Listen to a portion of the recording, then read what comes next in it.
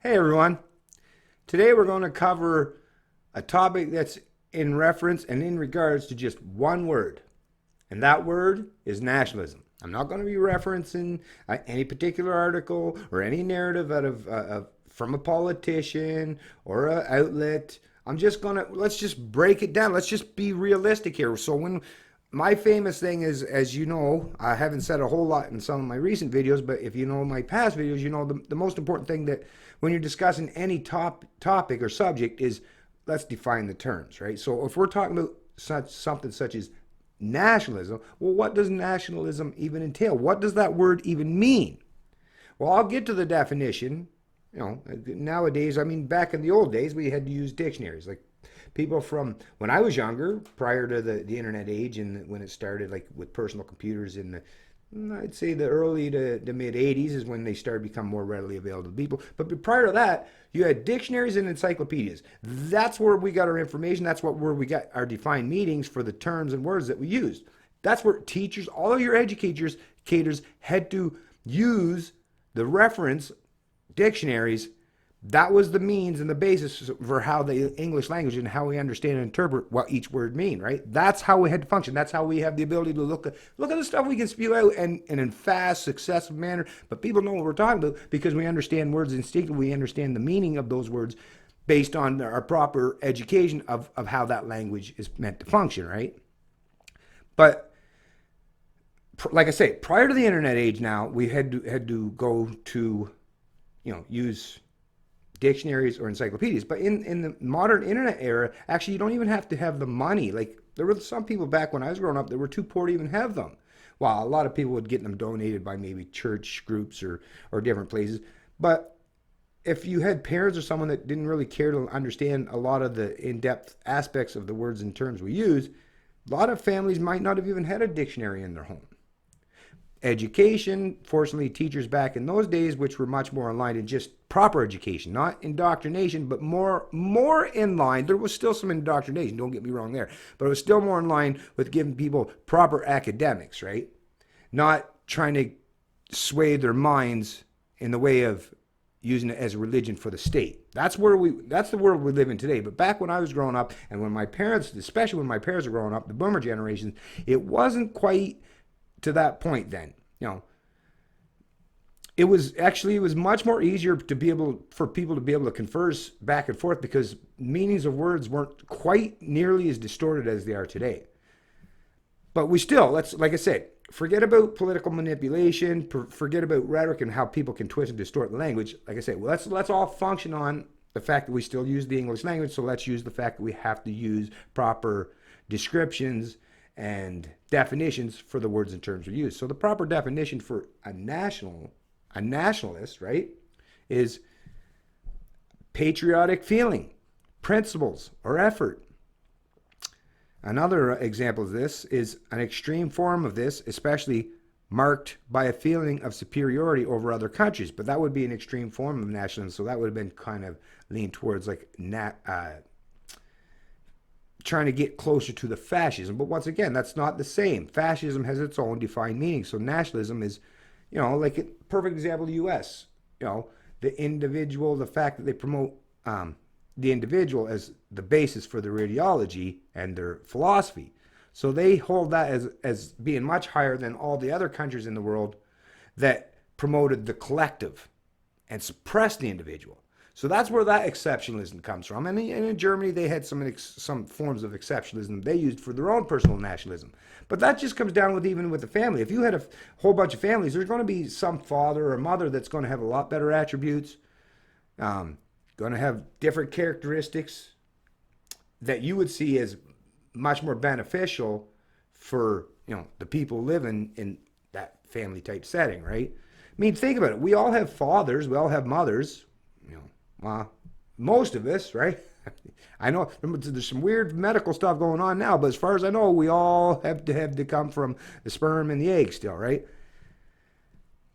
But the whole point of when you look at it on the landscapes and families, you recognize instinctively that there are certain fathers or mothers that have a much better philosophical understanding, and they raise their kids in much better ways than others. That's just recognizable, and that's expandable out to the premise of nationalism when you're talking about governments and the citizens. But once again, nationalism, think about what that means. It's literally basically just the kind of stuff that you were told in your head. Like, think about when you were a kid. Like, I know when I was a kid, you know, you had to put your hand over your heart, right? Sing the national anthem, right? I mean, the Canadian flag, right? Right? Which put together all the colonies, right? Or like Upper and Lower Canada back then. And when they all brought that is a representation. The Canadian flag is literally, not metaphorically, not as a pretense, but it is literally a symbol that's a reflection of nationalism. Everything that you see in Canada, you know, the government of Canada with the maple leaf, that is all instinctively and entrenched, built on the premise of nationalism. Let me get to another description here, because that one was just for the online. When you do a Google search, there's that description from that dictionary. But even if we go back to a long-established dictionary that's been around forever, which is the Merriam-Webster, let's read the definition here once again. Definition of nationalism: loyalty and devotion to a nation, especially a sense of national consciousness. See consciousness, 1C. Exalting one nation above all others and placing primary emphasis on promotion of its culture and interests as opposed to those of other nations and supranational groups. And then 2, a nationalist movement or government.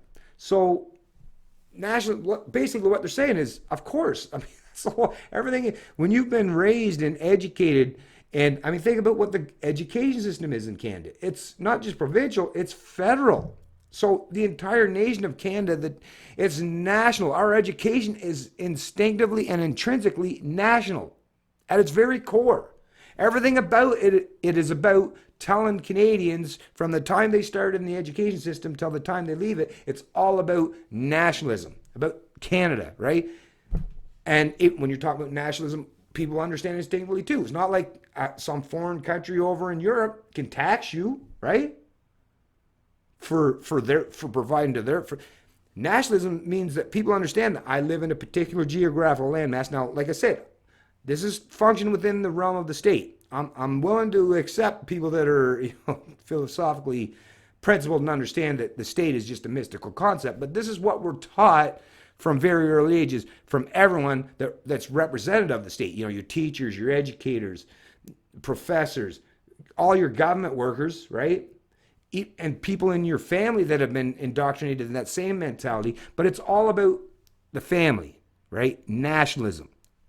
That's what separates Canada from the U.S. Otherwise, there would be no countries in the world. It'd just be one big giant mass with, I don't know, Pangea or whatever the hell you want to call it. But no, we are nations. The world is built up of a couple hundred plus nations.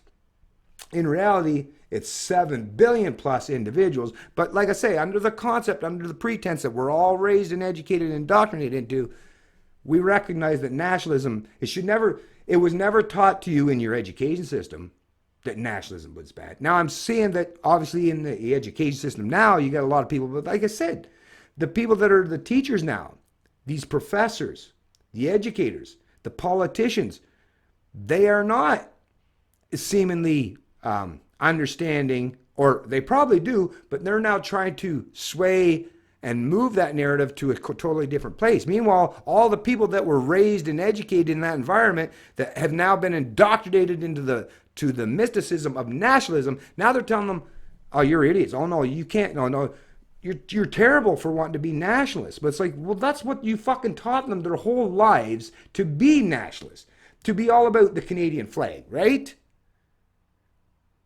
I mean, even another perfect example, fucking even Trudeau that might try to talk about globalization, but in reality, what do you know what's going to happen this year, right? This is Canada's 150th year. Well, what's Canada? It's a nation. What are we celebrating? The nation of Canada, which is pure fucking nationalism. So we're supposed to celebrate nationalism and pretend that we're all one big happy family 150 years later, right? But then at the same time, reject the very premise of nationalism because you're going to be painted as a racist, homophobe, xenophobe, Islamophobe. I mean, you know, you've heard all the bullshit rhetoric and all the terms and derogatory statements that are used towards people that actually now do promote nationalism. And like I say, I'm not a fan of nationalism now that I understand what it's all about. But like I said, I understand we have to function inside. We live in a nation. As much as I realize I wish there was no such thing as a nation where some central planners get to control and dictate and pretend they own entire geographical landmass, but this is the world we currently live in. When there's a removal of the state, when there's no longer a pretense or any premise of central planning authorities and government, then we can start, after that happens, when governments finally cease to exist, then we can start. Well, I mean, you won't even have to battle against nationalism because it will automatically end when the nations end.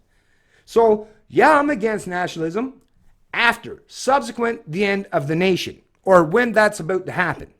That's when alternative. But as long as a wealth redistributing state, central planning government has the ability to use your belief in that to subject you and make you conform to their edicts, to their ideology, to all the premises and opinions that they try to force and jam into your head, until there's an ability to escape that, then why would anyone even try to pretend that, oh, now we're supposed to turn against family first? The pretense, the things that have been pounded the fuck into our head for the bulk, the entirety of our lives, every time you turn around, right? Even with inside that, like even with provinces, but they still function within the nation. Even our sports teams, it's still national. It's the National Football League, right, in the U.S. Or the Canadian Football League. It's Canadian.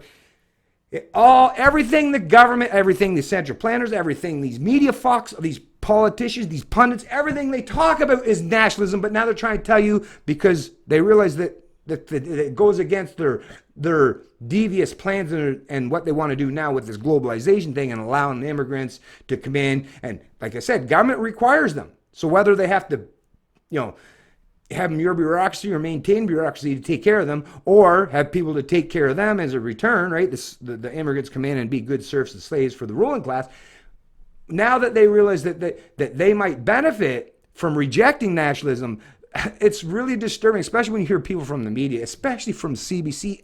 And CBC is the worst. Look at the way CBC is covering these illegal. They even admit it in the fucking reporting. It's illegal. So it's legal. You're breaking Canadian laws by crossing in this country. But they're saying, look at how great it is. Look at how compassionate we are for bringing these people in. Look at the kind of rhetoric. Look at the dialogue. Look at the bullshit messaging that these fucking people are sending now.